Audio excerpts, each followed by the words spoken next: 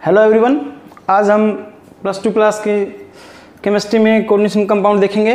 ठीक है, इस कोऑर्डिनेशन कंपाउंड के बारे में डिस्कस करेंगे। कोऑर्डिनेशन कंपाउंड इनऑर्गेनिक केमिस्ट्री का एक पार्ट है और ये काफ़ी ईजी यूनिट है, अच्छी यूनिट है, मज़ा आएगा आपको पढ़ने में। और दूसरी चीज़, ये जो यूनिट है काफ़ी इम्पोर्टेंट है।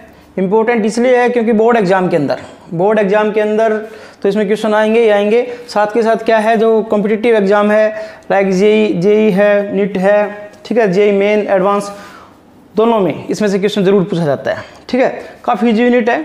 तो देखिए इसमें कोऑर्डिनेशन कंपाउंड के अंदर, तो देखिए इसमें इस यूनिट, एक दूसरी बात, हम देखिए इस यूनिट को एनसीईआरटी बुक में से पढ़ेंगे।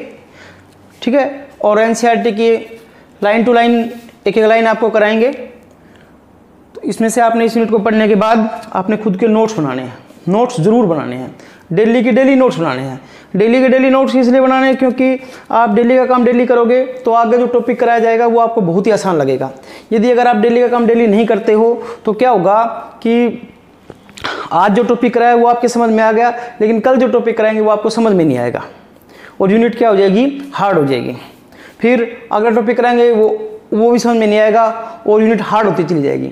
दूसरा तरीका क्या है कि यदि अगर आप डेली के डेली काम करते हो, आज जो कराया वो यदि आपने आज अच्छे से कर लिया है तो कल जो भी टॉपिक कराया जाएगा वो आपको और अच्छे से समझ में आएगा और उस नेक्स्ट डे जो भी टॉपिक कराया जाएगा वो आपको और भी अच्छे से समझ में आएगा और यूनिट आसान होती चली जाएगी। और यूनिट कंप्लीट होते ही आप खुद ही ये बोल दोगे कि सर टेस्ट ले लीजिए।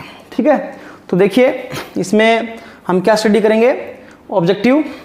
तो after studying this unit you will be able to, ठीक है, after studying this unit you will be able to appreciate the postulate of Werner theory of coordination compound. हम इसके अंदर वर्नर थ्योरी पढ़ेंगे। ठीक है, एक तो थ्योरी पढ़ेंगे Werner theory.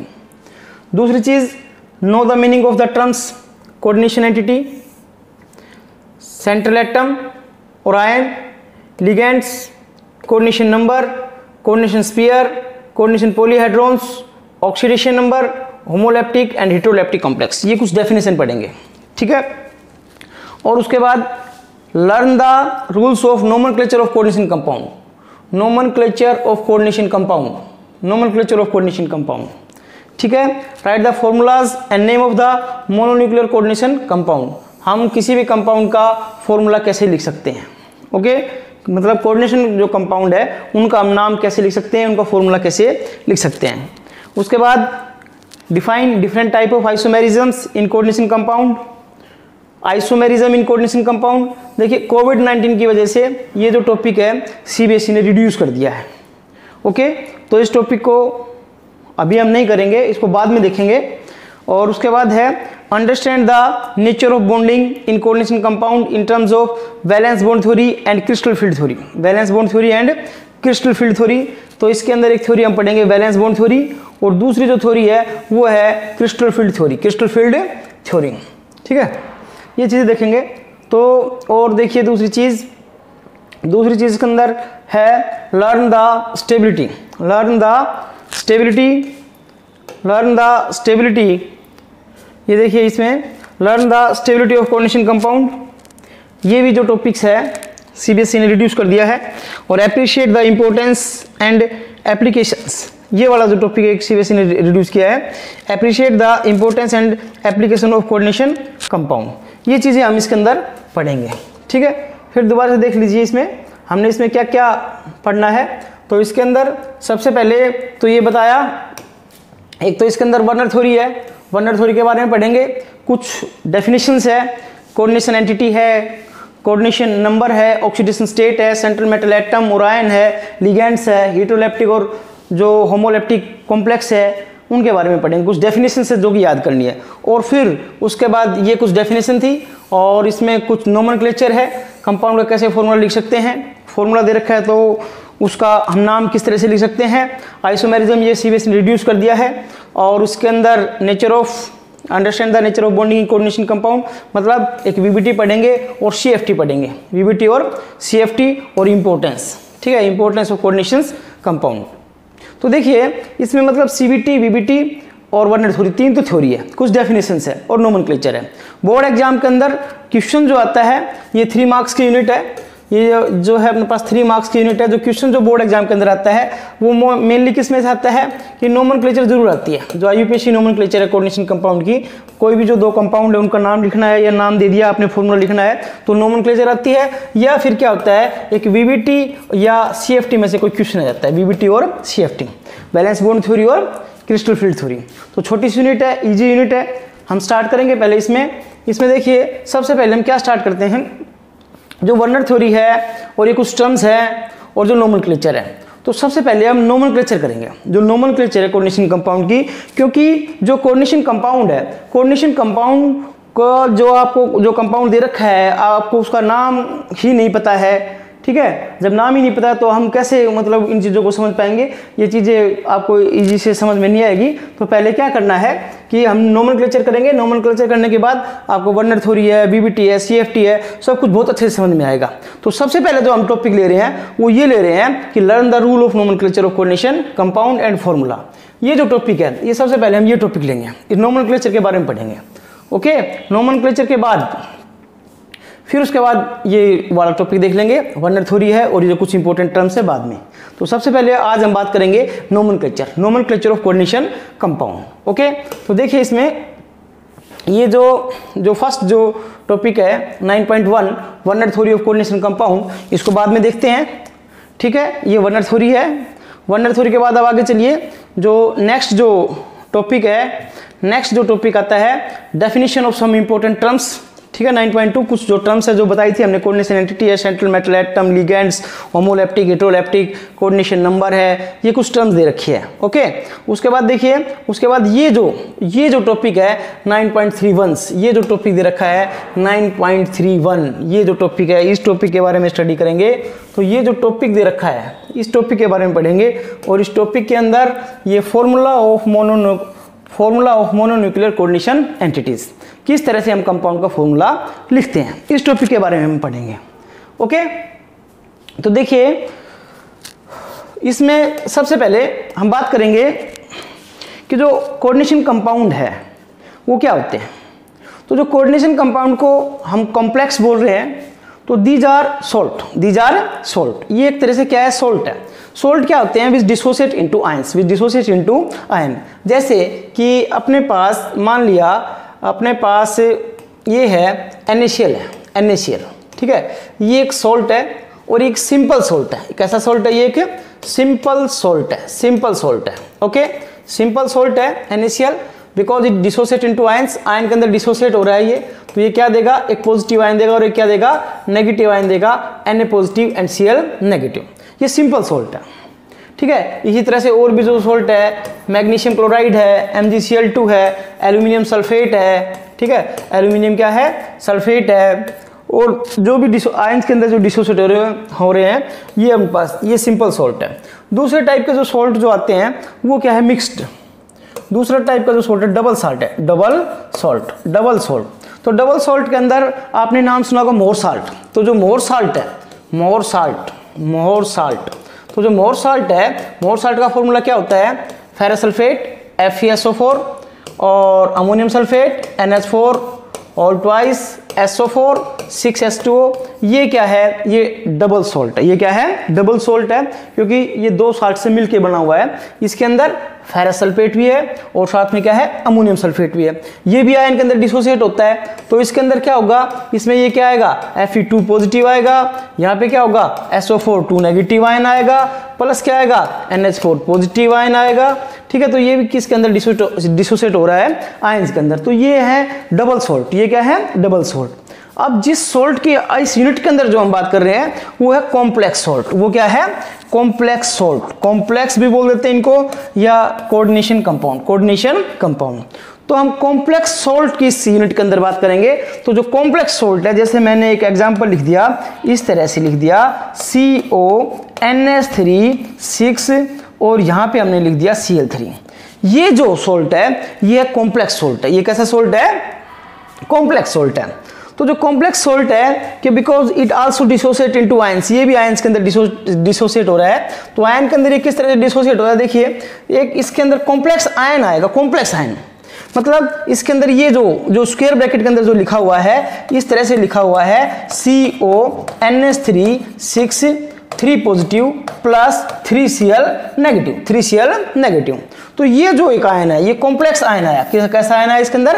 Complex ion, complex ion, इसीलिए इनको हम क्या बोलते हैं? Complex salt, complex salt. और ये जो सॉल्ट है यही है कोऑर्डिनेशन कंपाउंड, कोऑर्डिनेशन कंपाउंड। और इस यूनिट में इन्हीं कंपाउंड्स के बारे में हम डिस्कस करेंगे, ठीक है। तो नोमेनक्लेचर की बात कर रहे थे, तो नोमेनक्लेचर्स की हम बात कर रहे थे। तो नोमेनक्लेचर के अंदर, ठीक है, कि किस तरह से हमने कंपाउंड का नाम लिखना है या किस तरह से कंपाउंड का हमने फॉर्मूला लिखना है। ओके, तो देखिए जो नोमेनक्लेचर्स के अंदर एक सीधी सी बात मैं आपको बता रहा हूं, नोमेनक्लेचर जो भी है तो उसमें आपको क्या करना है कि जो एक कंपाउंड जो दे रखा है आप उस एक नाम को, किसी कंपाउंड का फॉर्मूला कैसे लिखते हैं या फॉर्मूला दे रखा है उसका नाम कैसे लिखते हैं, आप उस एक कंपाउंड को अच्छे से समझ लीजिए। अगर वो एक कंपाउंड आपको अच्छे से समझ में आ जाता है तो उसके बाद आपने क्या करनी है, और जो बाकी जो नेमिंग दे रखी है उनकी प्रैक्टिस करनी है। आप जितनी ज़्यादा बार प्रैक्टिस करोगे, बार बार उनको नाम को लिख कर देखोगे तो वो आपको अच्छे से आएंगे। और जितने अच्छे से ये आपको जो नोमेनक्लेचर आएगी तो ये यूनिट, इसकी यूनिट के अंदर जो भी टॉपिक है, वर्नर थ्योरी है, CBT है, ठीक है, CFT है, वो सारे जो टॉपिक्स आपको अच्छे से समझ में आएंगे। तो देखिए इसमें ये जो कंपाउंड जो दे रखा है, ये जो कंपाउंड दे रखा है इसका क्या बताया, CONH3 6 और यहाँ पे लिखा हुआ है Cl3, ये कंपाउंड है। इस कंपाउंड का आपने नाम लिखना है, ठीक है। तो नाम लिखना है ये, तो कैसे हम इसका नाम लिख सकते हैं? आपने 2-3 चीज़ों का ध्यान रखना है। इसके अंदर ये जो टर्म दी हुई है, जो स्टार्टिंग में जो लिखी हुई है, इसको हम बोलते हैं central metal atom, central metal atom, okay, या सेंट्रल मेटल एटम, या इसको हम क्या बोल रहे हैं, आयन, सेंट्रल मेटल एटम और आयन। जो स्टार्टिंग में जो ये जो अपने पास जो ट्रांजिशन मेटल जो दिया हुआ है ना, ठीक है, ये जो एलिमेंट्स जो दिया हुआ है इसको हम क्या बोल रहे हैं, सेंट्रल मेटल एटम और आयन। उसके बाद जो स्मॉल ब्रैकेट के अंदर जो ये दिया हुआ है NH3, पैरेंथेसिस के अंदर जो लिखा हुआ है ये क्या है, लिगेंड्स, ये क्या है, लिगेंड्स है, ये लिगेंड्स, ओके। उसके बाद ये जो स्क्वायर ब्रैकेट के बाहर जो ये लिखा हुआ है इसको हम बोल रहे हैं counter ion, counter ion, counter ion है। तो ये चीज़ें आपने ध्यान रखनी है। सेंट्रल मेटल एटम है, इसके अंदर लिगेंड्स है, और ये जो अपने पास है ये बाहर क्या है, काउंटर आयन है, काउंटर आयन है, okay.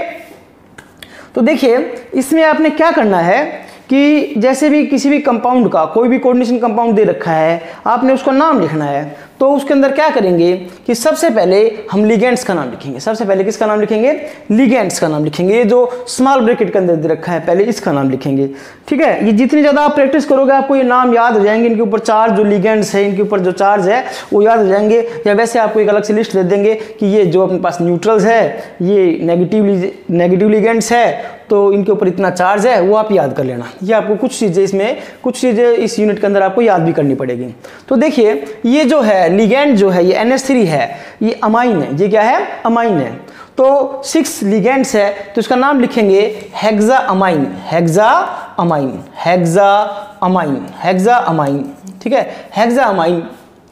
Cobalt, hexa amine cobalt, hexa amine cobalt. फिर यहाँ पैरेंथेसिस के अंदर, स्मॉल ब्रैकेट्स के अंदर हमने रोमन न्यूमरल्स के अंदर इसकी ऑक्सीडेशन स्टेट लिखनी है, ऑक्सीडेशन स्टेट लिखेंगे, और बाहर फिर बाद में जो काउंटर आयन दे रखा है वो लिखेंगे। जो काउंटर आयंस है वो क्या है, क्लोराइड है, ठीक है। ये तो क्लोराइड हमने यहाँ पे लिख दिया क्लोराइड, ये क्लोराइड लिख दिया। इस तरह से इसका नाम लिखेंगे हेक्सा अमाइन कोबाल्ट, और यहाँ क्या लिख दिया, क्लोराइड। ऑक्सीडेशन स्टेट की बात देखिए, ऑक्सीडेशन स्टेट आप कैसे कैलकुलेट करते हैं, देखो ये क्या है, एक तरह से साल्ट है, ओके। एक इसके अंदर साल्ट के अंदर एक कैटायन है और एक क्या है, एनायन है, एक पॉजिटिव और एक क्या है, नेगेटिव है। आपको पता है सबसे पहले कौन सा आयन लिखते हैं हम, पॉजिटिव वाला। जैसे कि सोडियम क्लोराइड है तो हम उसको कैसे लिखेंगे, Na पॉजिटिव और Cl नेगेटिव। पॉजिटिव पहले लिखेंगे, नेगेटिव बाद में लिखेंगे। वो तो आपको पता है, आप कोई भी काम करते हैं तो सबसे पहले पॉजिटिव सोच के चलते हैं, वो नेगेटिव हो जाए वो एक अलग बात है। तो लेकिन पहले तो पॉजिटिव सोचते हैं ना कि भाई हमने ये काम करना है, इसमें ये हो जाएगा, ये हो जाएगा, इतना फायदा हो जाएगा, ये हो जाएगा, वो बाद में नुकसान हो जाता है, वो अलग मैटर है। तो सबसे पहले क्या करते हैं हम पॉजिटिव लिखते हैं, उसके बाद क्या लिखते हैं नेगेटिव लिखते हैं। तो इसके अंदर जो पहले जो हमने कॉम्प्लेक्स आयन लिखा हुआ है, तो सीधी सी बात ये है कि ये जो कॉम्प्लेक्स आयन है ये पॉजिटिव है, ये क्या है पॉजिटिव, इसके ऊपर जो चार्ज है वो क्या है पॉजिटिव है, और बाद में क्या लिखा हुआ है नेगेटिव। अब इसके ऊपर नेगेटिव चार्ज है तो इसके ऊपर कैसा चार्ज होगा पॉजिटिव, क्यों बिकॉज ये जो पूरा जो कॉम्प्लेक्स है वो क्या है न्यूट्रल्स, वो क्या है न्यूट्रल्स। तो देखिए इसमें जो Cl है, Cl पे चार्ज कितना होता है -1, यहाँ 3 है तो इस पे चार्ज कितना हो गया -3, ये क्या है न्यूट्रल, तो इस कॉम्प्लेक्स के ऊपर चार्ज कितना होगा +3, ठीक है 3 पॉजिटिव, इस पर चार्ज कितना होगा 3 पॉजिटिव चार्ज होगा। ओके, अब देखिए जब इसके ऊपर जो चार्ज 3 पॉजिटिव है ये तो न्यूट्रल है। अब एक बात नोट करना, यदि सारे के सारे लिगेंड्स न्यूट्रल है, सारे के सारे लिगेंड्स क्या है न्यूट्रल है, तो हम सीधा एकदम से जो ये जो कोऑर्डिनेशन एंटिटी है जो स्क्वायर ब्रैकेट के अंदर लिखी हुई है इसके ऊपर जो चार्ज होगा वही इसकी ऑक्सीडेशन स्टेट होगी। तो इसकी ऑक्सीडेशन स्टेट क्या होगी 3, ये 3 नेगेटिव, ये 3 पॉजिटिव, ये आ गया थर्ड, ये थर्ड आ गया ये, ठीक है, ये क्या आ गया थर्ड आ गया, तो ये थर्ड है। ओके, रोमन नंबर लिखना है आपने, तो थर्ड क्लोराइड ऐसे नाम लिखना आपने। ये जो कंपाउंड दे रखा है फिर देख लीजिए एक बार दोबारा से, हेक्सामाइन कोबाल्ट। सबसे पहले लिगेंड्स का नाम लिखना है, उसके बाद क्या लिखना है सेंट्रल मेटल एटम और आयन का नाम लिखना है, और फिर उसके बाद उसकी ऑक्सीडेशन स्टेट लिखनी है, और फिर पीछे काउंटर आयन है, तो हेक्सामाइन कोबाल्ट थर्ड क्लोराइड। ये मैंने जस्ट आपको एक आइडिया दिया है, अभी हम पूरे रूल देखेंगे कि रूल वाइज देखेंगे किस तरह से कंपाउंड का नाम लिखना है, लेकिन आपने आपको एक बेसिक आइडिया दिया है कि किसी कंपाउंड का इस तरह से नाम लिख सकते हैं, ठीक है। और ये देखिए नाम दे रखा है तो फॉर्मूला कैसे लिखोगे, तो देखिए सपोज करो यही मान लीजिए आप, यही दे रखा है कि हेक्सामाइन कोबाल्ट थर्ड क्लोराइड, यही नाम आपके पास दिया हुआ है हेक्सामाइन कोबाल्ट थर्ड क्लोराइड, अपने फॉर्मूला लिखना है। तो देखिए फॉर्मूला आप कैसे लिखोगे इसका, हेक्सामाइन कोबाल्ट थर्ड क्लोराइड है और इसका आपने फॉर्मूला लिखना है। तो फॉर्मूला कैसे लिख सकते हो, तो सबसे पहले आपने क्या करना है कि फर्स्ट ऑफ ऑल जो सेंट्रल मेटल एटम और आयन लिस्टेड फर्स्ट, सबसे पहले हमने क्या करना है कि जो सेंट्रल मेटल एटम और आयन है उसको सबसे पहले लिखना है, ठीक है। तो सबसे पहले इसमें जो सेंट्रल मेटल एटम और आयन कौन सा है जिसके साथ ऑक्सीडेशन स्टेट लिखी हुई है वो क्या है सेंट्रल मेटल एटम और आयन, ये सेंट्रल मेटल एटम और आयन है। तो सबसे पहले हम इसको लिखेंगे, ठीक है, स्क्वायर ब्रैकेट के अंदर लिखना है। तो सबसे पहले हमने क्या लिखा सेंट्रल मेटल एटम और आयन, उसके बाद लिखेंगे लिगेंड्स, उसके बाद क्या लिखेंगे लिगेंड्स। तो लिगेंड्स इसमें क्या है अमाइन है, तो अमाइन है तो क्या लिखेंगे NH3, ठीक है, पैरेंथेसिस के अंदर लिखना है, स्मॉल ब्रैकेट के अंदर लिखना है। तो ये क्या लिख दिया NH3 कितने हैं 6 है, इसको स्क्वायर ब्रैकेट में बंद कर देंगे। फिर जो बाहर क्या लिखना है काउंटर आयन क्लोराइड, यहाँ पे क्या लिख दिया क्लोराइड, ये क्या होना चाहिए न्यूट्रल्स, ये क्या होना चाहिए न्यूट्रल। तो देखिए इसमें इसकी ऑक्सीजन स्टेट कितनी दे रखी है थर्ड, तो इट मींस ये क्या है न्यूट्रल, तो इस पर चार्ज कितना होगा 3 पॉजिटिव। जब 3 पॉजिटिव इसके ऊपर चार्ज है तो Cl पर भी चार्ज क्या होना चाहिए 3 नेगेटिव, क्योंकि ये क्या है न्यूट्रल, तो Cl3, तो क्या लिख देंगे यहाँ पे Cl3 लिखेंगे। इस तरह से आपने किसी कंपाउंड का फॉर्मूला लिखना है, ठीक है। मतलब यदि नाम दे रखा है तो उसका फॉर्मूला लिखना है, फॉर्मूला दे रखा है तो इस तरह से नाम लिखना है। ओके, अब देखिए अब हम बात करते हैं, ये देखिए formula of mononuclear coordination compound, formula of mononuclear coordination entities, formula of mononuclear coordination entity, इसकी बात कर रहे हैं। तो the formula of compound is a shorthand tool, the formula of compound is a shorthand tool, ठीक है, shorthand tool used to provide basic information about the constitutions of the compound in a concise and convenient manner.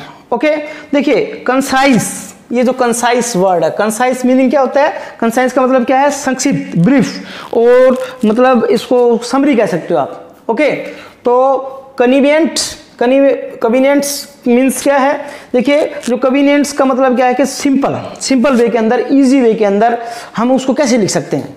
तो ये जो formula है compound का, कोई भी compound, किसी भी कंपाउंड का फॉर्मूला है, तो वो एक छोटा शॉर्ट एंड टूल्स, मतलब एक ऐसा टूल है कि जिसके माध्यम से हमने उस कंपाउंड के बारे में लगभग कंप्लीट इंफॉर्मेशन मिल जाती है।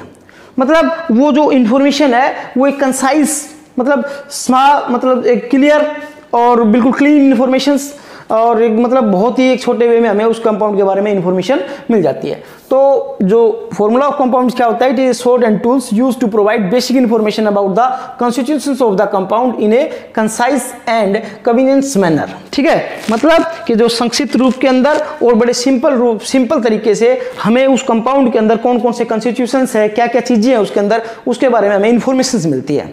ठीक है, जैसे हमने ये लिखा था अभी थोड़ी देर पहले लिखा था, ये जो कंपाउंड लिखा था इस तरह से, ये जो लिखा था कि CONS3 और ये Cl3, ये किसी कंपाउंड का क्या है, फॉर्मूला है। ओके, तो इस फॉर्मूले को जो कोऑर्डिनेशन कंपाउंड है इसका फॉर्मूला हम किस तरह से लिख सकते हैं उसके लिए कुछ रूल दे रखे हैं।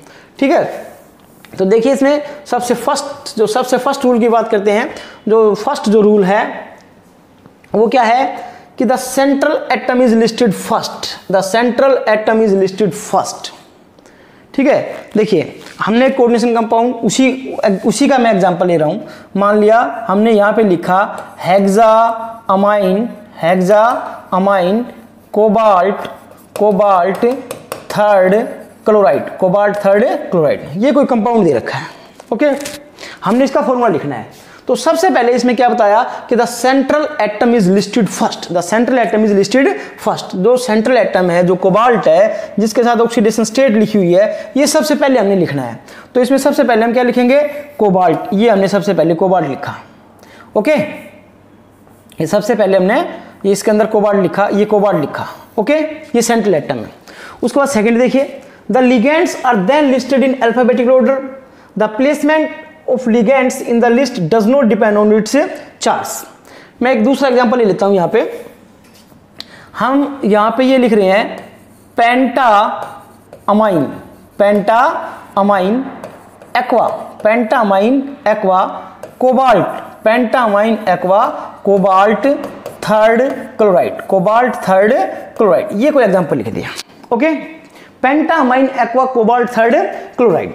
तो देखिए फर्स्ट रूल क्या बताया, the central atom listed first. Central atom जिसके साथ ऑक्सीडेशन स्टेट लिखी हुई है वो क्या है, सेंट्रल एटम। तो जो कोबाल्ट है, ये हमने कोबाल्ट पहले लिख दिया। अब उसके बाद क्या बताया कि द लिगेंड्स जो सेकंड रूल जो बताया, the ligands are then listed in alphabetical order. जो लिगेंड्स है वो अल्फाबेटिकल ऑर्डर के अंदर लिखने हैं। तो अल्फाबेटिकल ऑर्डर के अंदर ये अल्फाबेटिकल ऑर्डर लिखा हुआ है। पेंटामाइन, अमाइंस का फॉर्मूला होता है NH3, अमाइंस का फॉर्मूला क्या होता है, NH3। ओके, एक्वा H2O, ये न्यूट्रल लिगेंड है, H2O। ओके, पेंटामाइन पेंटा है तो 5 कर देंगे। और फिर ये लिख दिया हमने, the ligands are then listed in alphabetical order, the placement of ligand in the list does not depend on its charge. हमने ऐसा कुछ नहीं करना है कि किसी के ऊपर चार्ज कम है ज़्यादा है तो कम वाला पहले लिख दिया, ज़्यादा वाला पहले लिख दिया, ऐसा कुछ नहीं है। हमने क्या है, अल्फाबेटिकल ऑर्डर के अंदर इसको लिखना है। ओके, ये सेकंड रूल था। अब थर्ड रूल की बात करते हैं। Polydentate ligands are also listed alphabetically. In case of abbreviated ligands, the first letter of the abbreviation is used to determine the position of ligands in the alphabetical order. Okay, देखिए ये polydentate ligands की बात कर रहे हैं। Polydentate ligands क्या होता है, NH3 है। NH3 क्या है, ये monodentate ligands है। इसके अंदर केवल एक ही डोनर एटम है। और एक मैंने एक एग्जाम्पल लिख लिया। देखिए हम जैसे बात करते हैं, ये बता ही देते हैं आपको पॉलीडेंटेट लिगेंड्स क्या होता है।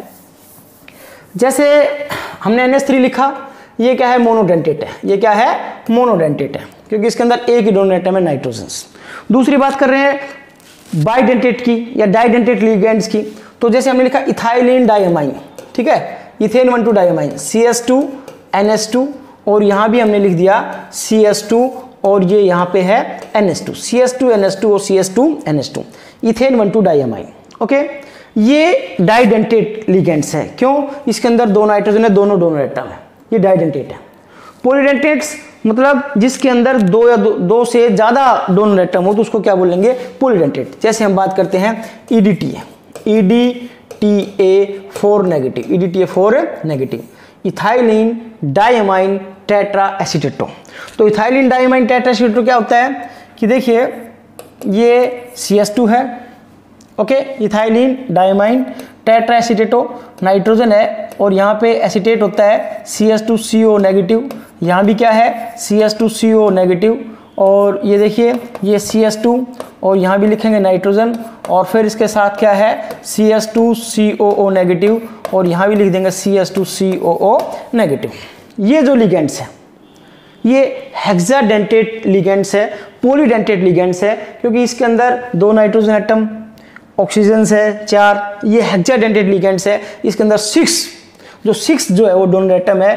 तो ये जो फॉर्मूला है, ठीक है, नाम क्या है इसका नाम क्या है, इथेन, 2 कार्बन है, तो हम क्या लिखेंगे ethane 1,2 diamine, ethane 1,2 diamine. Acetate कितने हैं, 4 है, तो टेट्रा एसीटेटो। ओके, तो जो शॉर्ट फॉर्म के अंदर इसको हम लिख देते हैं EDTA 4 नेगेटिव इसके ऊपर चार्ज है, ठीक है, शॉर्ट फॉर्म के अंदर इसको EDTA लिख देते हैं। इसी तरह से जो इथाइलिन डाइअमाइंस है ये क्या है, न्यूट्रल लिगेंड्स है, डाइडेंटेट लिगेंड्स है। तो इसको हम क्या कर सकते हैं, वैसे तो इसका नाम क्या है, या तो आप बोल सकते हैं इसको इथाइलिन डाइअमाइंस, या इसको ethane 1,2 diamine, ethane 1,2 diamine. Okay, मैं लिख देता हूं यहाँ पे, इसको आप लिख सकते हो इथेन 1,2 डाइअमाइन। IUPAC नेमिंग के अंदर आपको सिखाया था, ठीक है। और या शॉर्ट फॉर्म के अंदर आप इसको सीधा यूं लिख सकते हो EN, इथाइलिन डाइअमाइन। इसको आप लिख सकते हो EDTA। ओके, तो देखिए ये बात कर रहे थे हम इसकी पॉलीडेंटेट लिगेंड्स की। तो polydentate ligands are also listed alphabetically, जैसे कि इथाइलिन डाइअमाइन है तो उसको हम क्या लिखेंगे, EN लिखेंगे। EDTA है उसको क्या लिखेंगे, EDTA, ठीक है, इथाइलिन डाइअमाइन्स। जैसे ट्राइफिनाइल फोस्फीन है तो ट्राइफिनाइल फोस्फीन को कैसे लिख देते हैं, PPS3। ओके, ठीक है। नेक्स्ट देखिए आप, the formula of the entire coordination entity whether charged और नॉट, जो भी कोऑर्डिनेशन एंटिटी है वो चार्ज्ड है नहीं है, is enclose in square brackets. इसको आपने क्या लिखना है, इस कोऑर्डिनेशन एंटिटी को, मतलब ऑक्सीडेशन स्टेट्स जो पहले जो दे रखा था, आपने क्या करना है, इसको स्क्वायर ब्रैकेट में बंद करना है। ओके, ये नेक्स्ट रूल था, ठीक है। The formula of the entire coordination entity whether charged और not is enclosed in square bracket. When ligands are polyatomics, their formula are enclosed in parentheses। देखिए polyatomic means, जैसे मान लिया एक लिगेंड दे रखा है Cl नेगेटिव, ये क्लोरिडो है, इसमें एक ही एटम्स है, क्लोरीन है, ठीक है, Br नेगेटिव है, ब्रोमिडो है। ओके, और ये लिख दिया NH3, तो इसके अंदर क्या है, नाइट्रोजन का भी एटम है और किसके एटम है, हाइड्रोजन के भी एटम्स है। तो इट मीन्स जो पॉलीएटॉमिक्स है उसको हमने पैरेंथेसिस के अंदर लिखना है। ये देखिए स्मॉल ब्रैकेट के अंदर लिखना है, ये NH3। ओके, तो यही लिखा है इसने कि when ligands are polyatomics their formulas are enclose in parenthesis. तो ligands abbreviateds are also enclose in parenthesis. जैसे कि इथेन 1,2 डाइअमाइन्स है, वो अगर मान लिया EN होता तो इसको भी हमने क्या लिखना है, ब्रैकेट के अंदर लिखना है, स्मॉल ब्रैकेट के अंदर लिखना है। ओके, ये नेक्स्ट रूल था। नेक्स्ट देखिए कि there should be space between the ligands and the metal within a coordination sphere. There should be no space, there would be no space, इस बात का ध्यान रखना भाई, there would be no space, ठीक है। इनके बीच में आपने कोई स्पेस नहीं देना है। पहले कोबाल्ट लिखा, फिर ये लिगेंड्स लिखे। When the formula of a charge coordination entity is to be written without that of counter ion, the charge is indicated outside the square bracket। Suppose करो कि ये जो कंपाउंड है, ठीक है, ये जो कंपाउंड है, अगर इसके ऊपर कोई चार्ज होता, मान लिया कि ये अपने पास ये होता हेक्साअमाइन कोबाल्ट थर्ड आयन, ठीक है। तो हम कैसे लिखते हैं उसको, सबसे पहले सेंट्रल मेटल एटम लिखते हैं, कोबाल्ट लिखते हैं, फिर उसके बाद क्या लिखते हैं, लिगेंड्स क्या है, NH3। ये NH3 कितने हैं, 6 है। फिर इनको हमने क्या करना है, स्क्वायर ब्रैकेट में इनक्लोज करना है। ओके, फिर उसके बाद देखिए ये रूल कि when the formula of a charge coordination entity is to be written without that of counter ion, इसके अंदर काउंटर आयन नहीं है, तो the charge is indicated outside the square bracket as a right superscript, ठीक है, as a right superscript. तो हमने इसके ऊपर लिखना है सुपरस्क्रिप्ट, ठीक है। सबस्क्रिप्ट क्या होता है, नीचे लिखते हैं, और सुपरस्क्रिप्ट क्या होता है, इसको ऊपर लिखेंगे। यहाँ पे लिखना है चार्ज कितना है, 3 है, तो 3 और उसके बाद क्या कर देंगे 4, 3 पॉजिटिव, ऐसे इस तरह से लिखना है, ठीक है। तो the charge is indicated outside the square brackets as a right superscript with the number before the sign, with the number before the sign. पहले हमने उसका नंबर लिखना है, उसके बाद क्या लिखना है, उसका साइन पॉजिटिव है या नेगेटिव है, तो स्क्वायर ब्रैकेट के बाहर एज ए सुपरस्क्रिप्ट के रूप में लिखना है। ठीक है, जैसे एग्जांपल दे रखा है COCN6 3 नेगेटिव, ये देखिए COCN6 3 नेगेटिव। ये जो कोऑर्डिनेशन एंटिटी दे रखी है, कोऑर्डिनेशन एंटिटी क्या होती है, कोऑर्डिनेशन एंटिटी के अंदर सेंट्रल मेटल एटम होता है, लिगेंड्स होते हैं, और it is always written in square bracket. Square bracket के अंदर जो ये लिखी हुई है इसको हम कोऑर्डिनेशन एंटिटी बोल रहे हैं। तो इसके ऊपर चार्ज था 3 नेगेटिव, तो पहले हमने नंबर लिखा फिर उसका चार्ज लिखा। इस तरह से ये कोऑर्डिनेशन एंटिटी है CRS263 पॉजिटिव। तो इस तरह से कोई भी कोऑर्डिनेशन एंटिटी है इस तरह से आपने लिखना है। ठीक है, नेक्स्ट रूल देखिए, नेक्स्ट रूल की बात करेंगे कि the charge of the cation is balanced by the charge of the anion, charge of the anion. देखिए हमने जो ये जो कंपाउंड जो लिखा था, यही जो कंपाउंड था कि hexaammine, hexaammine, hexaammine cobalt third chloride, cobalt third chloride. ठीक है, तो सबसे पहले क्या बताया, सबसे पहले इसने बताया कि हमने सेंट्रल मेटल एटम लिखना है, उसके बाद क्या बताया, लिगैंड लिखना है NH3। ओके, NH3 लिखा, फिर उसके बाद हम क्या करेंगे कि ये कितने हैं, 6 है, और फिर क्या लिखेंगे, काउंटराइन Cl है। तो जो ये the charge of cation is balanced by charge of the anion. तो देखिए जो पहले हमने लिखा है स्क्वायर ब्रैकेट के अंदर ये क्या है, कैटायंस है, जो बाद में लिखा है ये क्या है, एनायन। इनका चार्ज बैलेंस होना चाहिए। तो चार्ज बैलेंस कैसे करेंगे, अब देखिए कोबाल्ट के ऊपर कितना चार्ज है, 3 पॉजिटिव, एंड ये क्या है, न्यूट्रल है, तो इस पर भी चार्ज क्या होगा, 3 पॉजिटिव। इस पर चार्ज क्या होना चाहिए, 3 नेगेटिव। तो Cl पर चार्ज कितना होता है, -1, तो इसको 3 से मल्टीप्लाई कर देंगे, Cl3। ये इस तरह से हम कंपाउंड का फॉर्मूला लिखते हैं, इस तरह से कंपाउंड का फॉर्मूला लिखते हैं। ठीक है, ये कुछ रूल थे। बाकी आप जितनी ज़्यादा प्रैक्टिस करोगे, जितने ज़्यादा कोऑर्डिनेशन कंपाउंड जो उनका नाम लिख के देखोगे, तो उतने आपको अच्छे से आएंगे। एक बात देखिए, एक नोट दे रखा है इसके अंदर, इसमें लिखा हुआ है कि the 2004 IUPAC draft recommends that ligands will be sorted alphabetically irrespective of the charge, irrespective of the charge. तो जो रूल बताया था, ये जो सेकेंड रूल था कि the ligands are then listed in alphabetical order. ठीक है, ये IUPAC ने 2004 के अंदर क्या किया था, रिकमेंड किया था। ओके, तो इस तरह से हम कंपाउंड का फॉर्मूला लिख सकते हैं, इस तरह से कंपाउंड का फॉर्मूला लिख सकते हैं। ओके, अब देखिए नेक्स्ट बात आती है naming of mononuclear coordination compound, naming of mononuclear coordination compound. हम किसी भी कंपाउंड का जो नाम कैसे लिखेंगे, कोई यदि कंपाउंड दे रखा है तो उसका नाम कैसे लिखेंगे।